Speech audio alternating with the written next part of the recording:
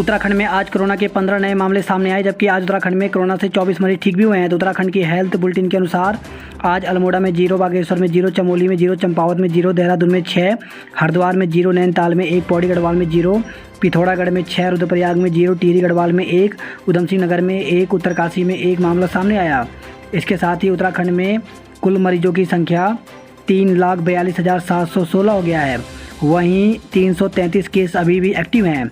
अब तक कोरोना से 7,376 मरीजों की मौत हो चुकी है।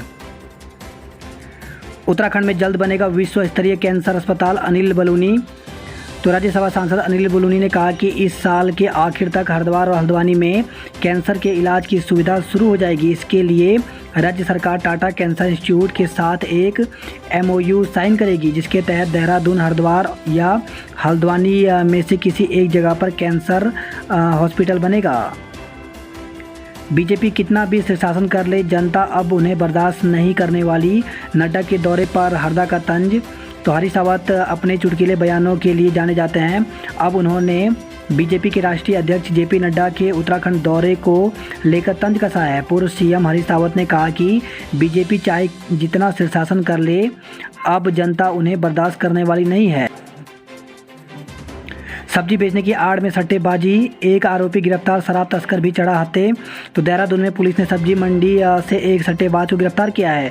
आरोपी सब्जी बेचने की आड़ में अवैध सट्टे का काम करता था। इसके अलावा 10 पेटी अंग्रेजी शराब के साथ एक आरोपी को भी पुलिस ने दबोचा है। आरोपी मुनाफे के लालच में अपने आसपास ही शराब बेचता था।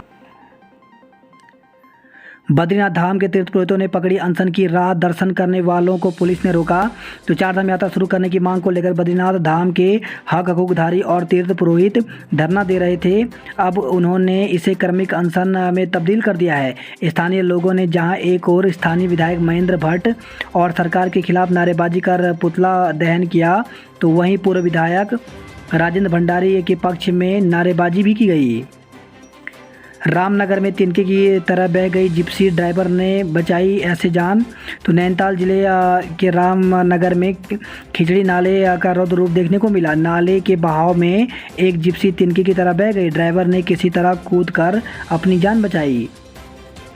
रुद्रपुर से खबर आई है, उपनल कर्मचारियों ने सरकार की बुद्धि शुद्धि के लिए किया यज्ञ।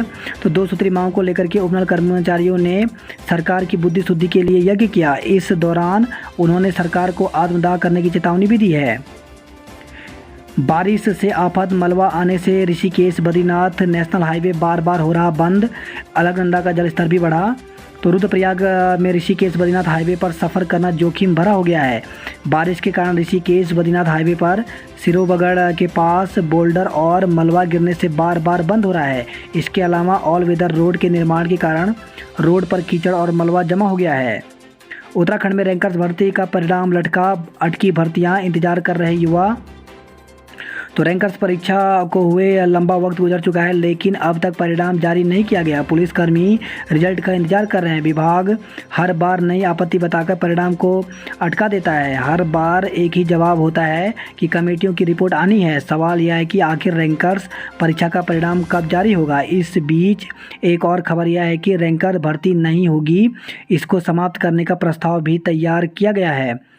पुलिस भर्ती का इंतजार कर रहे बेरोजगार। तो उत्तराखंड में पुलिस भर्ती का इंतजार कर रहे बेरोजगारों का इंतजार लगातार बढ़ता जा रहा है। वहीं पुलिस विभाग में रैंकर परीक्षा को खत्म करने की तैयारी भी की जा रही है। ऐसे में विभाग ने साफ किया है कि इस संशोधन के बाद ही नई भर्ती के लिए विज्ञप्ति जारी की जाएगी। यही कारण है कि अभी तक इस भर्ती में देरी हो रही है।